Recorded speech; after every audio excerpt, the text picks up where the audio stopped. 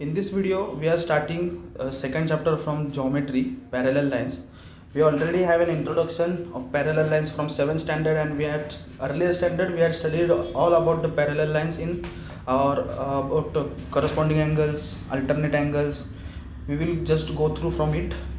आपण फक्त एक रिव्हिजन घेऊया त्याचे 5 मिनिटांमध्ये. Parallel lines means what is the definition for parallel lines? The lines which do not intersect each other and lines are coplanar. Coplanar म्हणजे एकाच प्लेनवरती अशा दोन लाईन्स असतील ज्या कधीच एकमेकांना इंटरसेक्ट होणार नाहीत. फॉर एक्झाम्पल रेल्वेच्या ज्या पटरी असतात आपण बघतो त्या आपण दोन एकमेकांना कधी इंटरसेक्ट होणार नाहीत.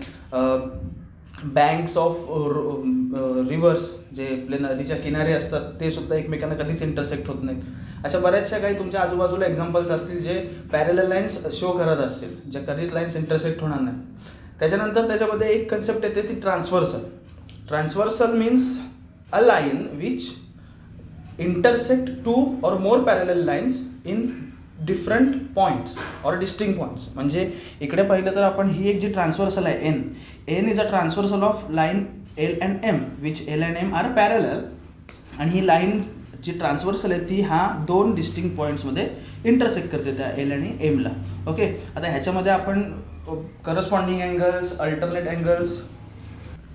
So now we will start from corresponding angles. Corresponding angles म्हणजे असे अँगल्स जे दोन पॅरलल लाईन्सवरती ट्रान्सव्हर्सल जिथे इंटरसेक्ट होत्या त्या सेम साईडमध्ये असतात. फॉर एक्झाम्पल्स इथे बघितलं तर angle A is correspond to angle E, angle B is correspond to angle F. म्हणजे फॉर एक्झाम्पल असं इमॅजिन केलं की जर ही बिल्डिंगचे दोन स्टोरीज आहेत, फ्लोअर्स आहेत, तर ह्या फ्लॅटवरती राहणारा माणूस ह्या फ्लॅटवरती राहणाऱ्या माणसासारखा असेल, ह्या फ्लॅटमध्ये राहणारा माणूस ह्या फ्लॅटमध्ये राहणाऱ्या माणसासारखा असेल. That means corresponding angles of two parallel lines and a transversal are congruent. म्हणजे काय होईल की दोन पॅरलल लाईन्स, नीट ऐका, दोन पॅरलल लाईन्स आणि एक ट्रान्सव्हर्सल जेव्हा असं असेल त्यावेळेला तिथे तयार होणारे करस्पॉन्डिंग अँगल्स हे नेहमीच कॉन्ग्रुएंट असतात. आता इथे करस्पॉन्डिंग अँगल्स कोणते कोणते येतील? अँगल ए इज करस्पॉन्ड और congruent to angle E. Similarly angle D is correspond to angle H. असे तुम्ही बाकीचे पण लिहू शकता.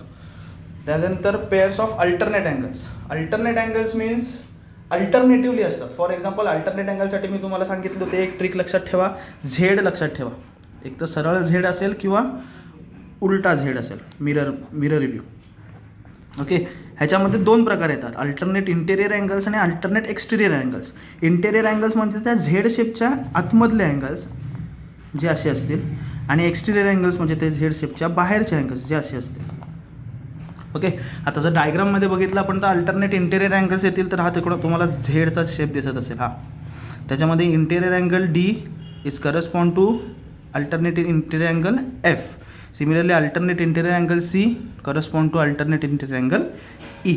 एक्सटेरियर अँगल बघितलं तर सेम हा झेड घेतला तर angle B alternatively correspond to H and angle A alternatively correspond to angle G. हे तुम्ही करू शकता. देन आपल्याला एक प्रॉपर्टी माहिती आहे, आपण लास्ट इयर बघितली होती, प्रॉपर्टी ऑफ इंटेरियर अँगल. जर का दोन पॅरलल लाईन्स आणि एक ट्रान्सव्हर्सल असेल तर त्याच्या कुठल्या तरी एका साईडला, म्हणजे जर ही बाजू झाली तशीच ही एक साईड आहे, कोणत्या तरी on either side the measurement of interior angle is supplementary. आपल्याला माहिती आहे supplementary is 180 degree and complementary measures 90 degree. So measure of interior angles of two parallel lines and a transversal are supplementary. हे नेहमीच supplementary असतं.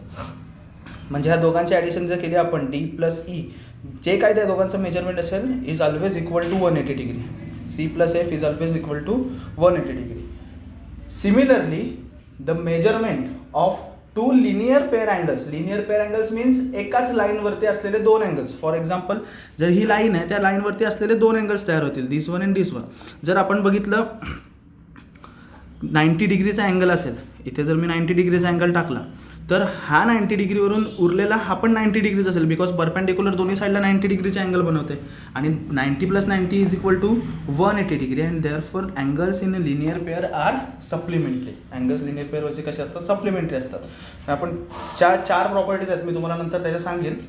ही concept जर तुम्हाला नीट समजली तर अख्खा चॅप्टर तुम्हाला समजेल, कारण की आपल्याला ही प्रत्येक प्रॉपर्टी ह्याच्यामधली नेक्स्ट पेजमध्ये प्रूफ करायची आहे. ह्या सगळ्या गोष्टी आपल्याकडे माहिती आहेत. जसं मी सांगितलं कोर्टातली केसमधले कायदे कानून आपल्याकडे आहेत, but we have to prove them. Okay. The pair of linear pair angles are also supplementary, interior pair angles are also supplementary, opposite angles of two lines are always congruent. It means जर का दोन lines एकमेकांना intersect होत असतील कशाही, तर त्यांचे जे ऑपोजिट अँगल्स असतात ते ऑलवेज सिमिलर असतात. फॉर एक्झाम्पल ह्या दोन म्हणजे व्हर्टिकली ऑपोजिट किंवा हॉरिझॉन्टली ऑपोजिट असतील, कसेही असतील, एकमेकांच्या समोर तयार झालेले अँगल्स दोन लाईनमुळे हे नेहमीच कॉन्ग्रुएंट असतात. ओके. तर हे तुम्ही फिलअप करू शकता. आता एकदा रिव्हिजन करूया फक्त कोणत्या कोणत्या प्रॉपर्टीज होत्या. That is linear pair angles are supplementary, interior pair angles on either side म्हणजे एकाच बाजूचे इंटेरियर अँगल्स एकतर हे असतील किंवा हे असतील are also supplementary and alternate angle, corresponding angle, opposite pair of angles are congruent. जर का दोन पॅरलल आणि एक ट्रान्सव्हर्सल असेल त्याच्यामध्ये जे करस्पॉन्डिंग अँगल्स असतील ते कॉन्ग्रुएंट असतील, अल्टरनेट अँगल्स असतील ते पण they will also okay. Next व्हिडिओमध्ये आपण ह्या संदर्भात थेरम्स बघणार आहोत. हीच प्रॉपर्टी असेल, alternate angle, corresponding angles, opposite पेअरवाली नाही आहे तुम्हाला, ही प्रॉपर्टी आपल्याला प्रूफ करायची आहे नेक्स्ट व्हिडिओमध्ये. ओके.